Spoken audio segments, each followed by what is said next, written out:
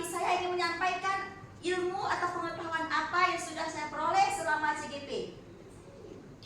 Jadi tujuan saya hari ini adalah menyebarkan pemahaman dan pengalaman budaya positif yang dilaksanakan di sekolah kita, yaitu SMA Negeri 1 Payabako.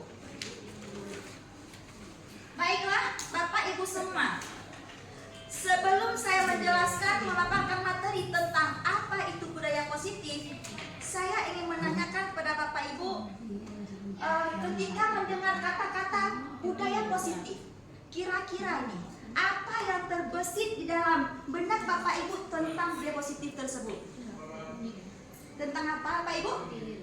Mengucapkan salam. Iya, benar sekali. Salam. Apa lagi? Membiasakan baca doa. Membiasakan baca doa. Kemudian apa lagi? Disiplin. Nah, contoh yang telah kita jelaskan tadi, itu apakah telah kita laksanakan atau belum? Sudah. Dan mohon kedepannya untuk ditingkatkan lagi ya. Nah, itu kesalahan kita semua. Nah, apa itu budaya positif di sekolah?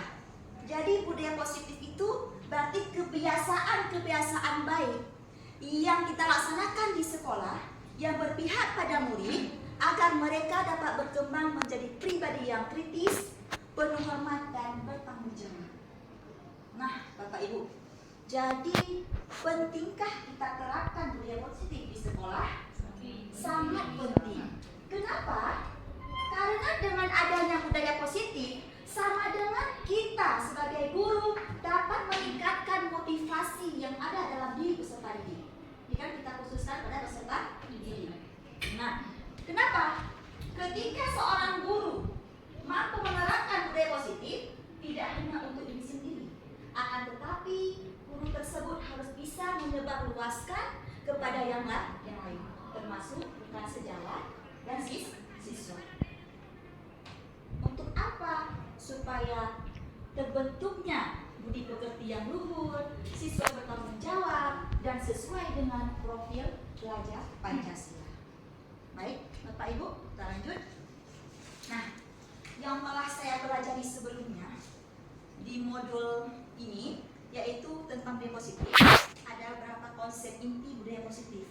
Yang pertama, perubahan paradigma belajar, kemudian disiplin positif, nilai-nilai kebajikan, kebutuhan dasar manusia, motivasi perilaku manusia, posisi kontrol guru, keyakinan kelas, dan segitiga restitusi. Jadi pembahasan kita hari ini yaitu tentang 8 poin ini. Ya, Ibu ya. Oke. Nah, yang pertama. Poin yang pertama adalah perubahan paradigma belajar. Jadi sebelumnya saya ingin tanyakan dulu, Bapak Ibu di sini pernah nggak mendengar istilah pembelajaran berpusat pada siswa dan pembelajaran berpusat pada guru? Pernah? Pernah. Mungkin Pak Nazar bisa menjelaskan perbedaan antara pembelajaran berpusat pada siswa dan pembelajaran berpusat pada guru. Silakan Pak. Assalamualaikum warahmatullahi wabarakatuh. Waalaikumsalam warahmatullahi wabarakatuh. Di dalam proses pembelajaran kita kan ada dua macam, sentralistiknya di guru dan sentralistiknya di siswa. Pada saat sentralistik di guru, proses pembelajaran kalau menurut saya mungkin peran utama pada saat dia melakukan proses PBM tersebut itu lebih dititikberatkan kepada guru, sementara yang untuk siswa lebih di siswa. Kalau di siswa mungkin lebih keaktifan daripada siswa, sementara di guru lebih aktif pada saat interaktif antara siswa dengan guru. Itu perbedaannya. Dari namanya aja sebenarnya sudah bisa kita pisah antara guru dengan siswa. Cuma di dalam proses pembelajaran siswa yang dituntut sekarang adalah bagaimana siswa tersebut bisa membangkitkan kreativitas, kemudian inovasi mereka sehingga mereka lebih cepat menangkap pembelajaran dengan sedikit bimbingan yang terarah. Itu khusus untuk siswa. Terima kasih. Iya. Beri aplaus pada Pak Nazar. Luar biasa ya. Iya, benar sekali. Jadi pembelajaran berpusat pada siswa berarti berarti siswa kita jadikan sebagai apa? Objek atau subjek? Subjek, iya kan? Sedangkan berpusat pada guru, berarti siswanya jadi objek. Nah, saya ingin tanyakan, Bapak Ibu yang ada di sini, yang telah diterapkan selama ini, apakah berpusat pada siswa atau berpusat pada guru? Jujur nih aja ya, jujur. Berpusat pada apa? Berpusat pada siswa. Ada yang jawab pada guru ya? Iya. Ada yang sudah melaksanakan berpusat pada siswa? Sebenarnya pada saat kita lihat itu ada dua kemungkinan, tergantung mata pelajarannya. Iya. Ada yang mata pelajarannya yang diampu itu mungkin lebih sentralistiknya di guru, sementara ada pelajaran-pelajaran di kondisi sosial budaya kita di SMA pedalaman yang lebih mungkin sentralistiknya ke siswa, tergantung dari mata pelajaran yang diampu. Karena kalau yang di pedalaman mereka lebih memiliki sifat non eksak dibandingkan dengan materi-materi eksak. Ketika materi eksak mereka agak kesulitan, jadi otomatis peran guru itu menjadi subjek, sementara anak-anak ataupun siswa menjadi objek.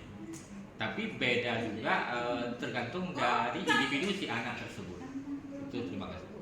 Ya, benar sekali. Akan tetapi kita sebagai guru di sini ya harus memiliki kesadaran ya, karena kita jangan selalu terpaku kepada malas untuk maju melakukan perubahan. Jadi jangan kita di zona aman. Mau tidak kita berada di zona tidak aman, ya kan? Kalau kita berada di zona aman, sama dengan kita tidak mau untuk berkembang. Sedangkan tuntutan pendidikan saat ini adalah pembelajaran yang berpusat pada siswa.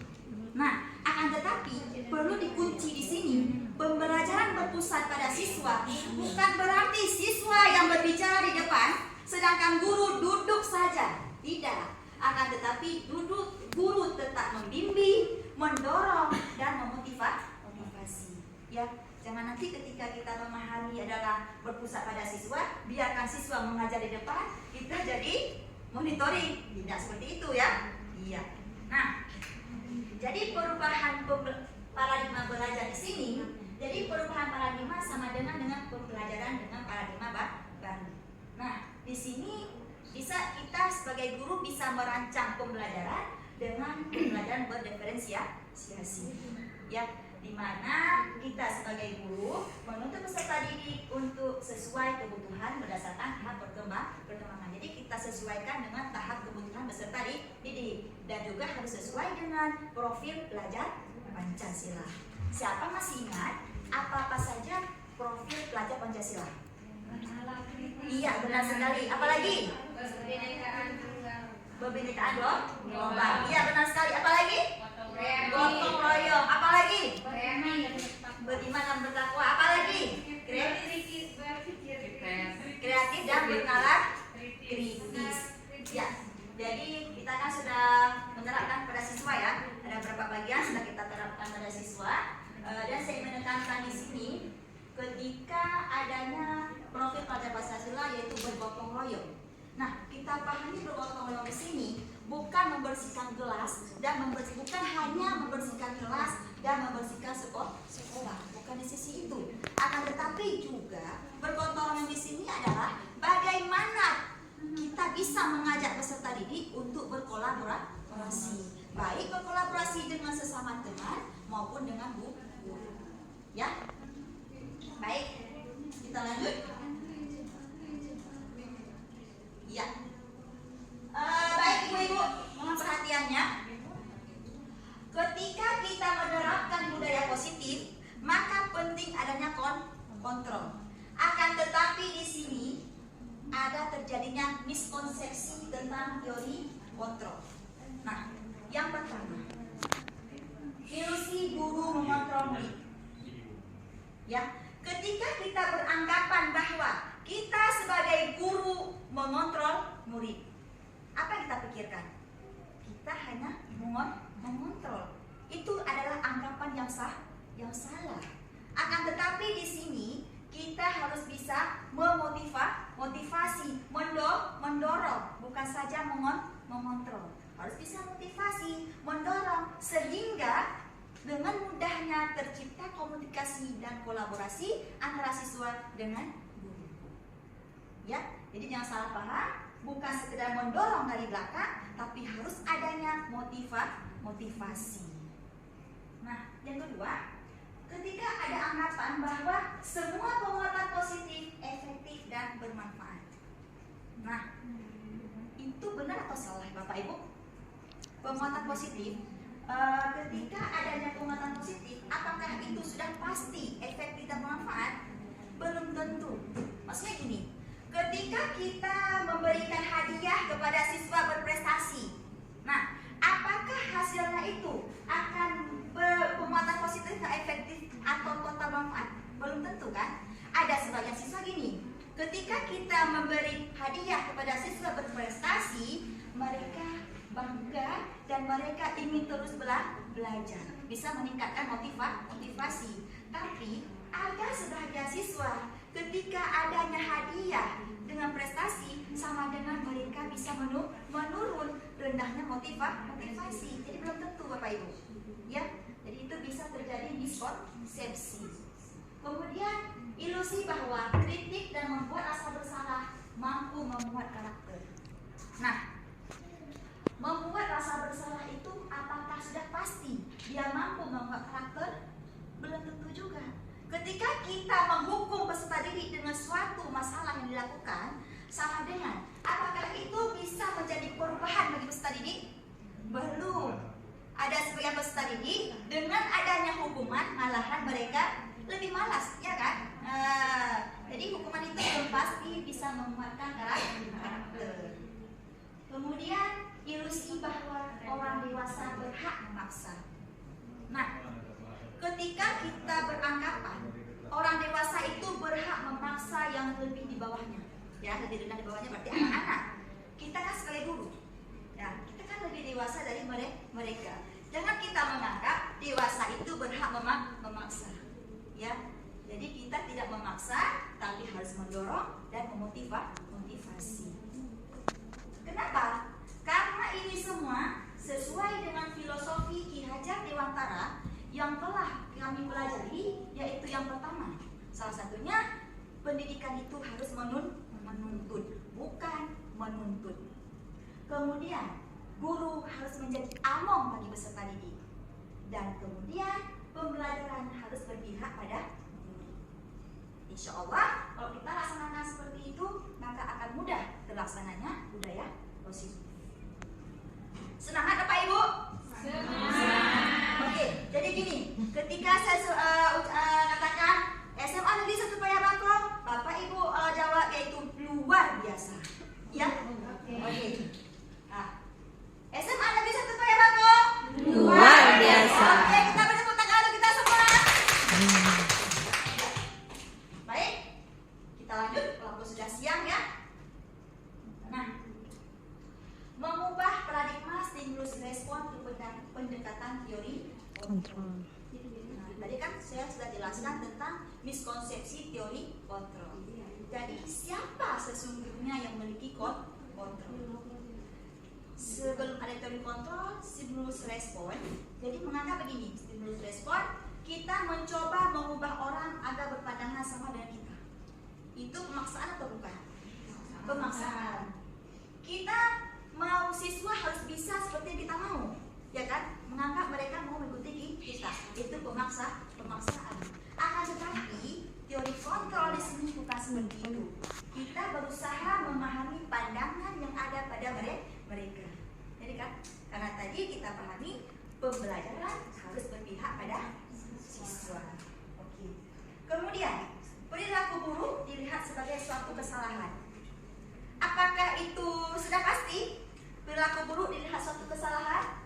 Belum. Teori kontrolnya begini, semua perilaku memiliki tujuan.